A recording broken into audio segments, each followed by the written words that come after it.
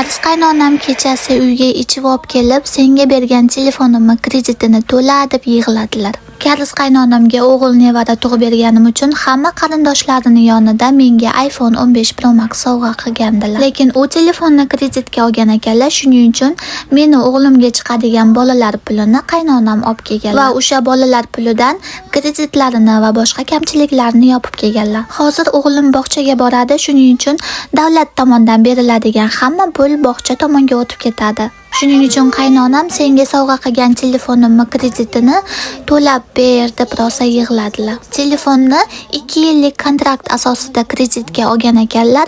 Shu paytgacha sovg'aga chiqadigan bolalar pulidan 1,5 yil har oy ozginadan berib kelgan ekanlar. Kecha Karis qaynonam yonlariga o'tirg'izib olib, har bitta kredit kanal solganlarini birma-bir sanab berdilar.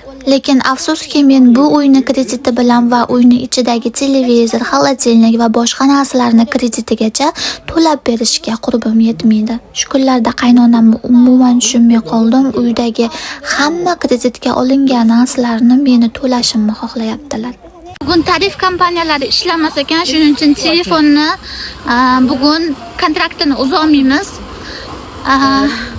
Yana 6 oy, 7 oy to'lovi qolgan, ashini hisoblab men bugun qaynonamga o'tkazib beradigan bo'ldim. Shuni deb aytib ko'raman, qani. O'tkazib ber desa o'tkazib beraman, bo'lmasam dushanbagacha yana kutamiz. Shuni birinchi hal qilmasak men hozir portlab ketaman.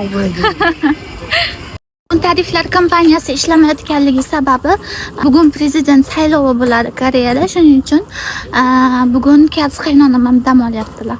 Bu videoni podarkaga telefon olib baloga qolib ketganlarga jo'natib qo'yamiz. Shuni qilib uyga kelib, telefondan qolgan kredit pullarini hammasini qaynonamga o'tkazib berdim.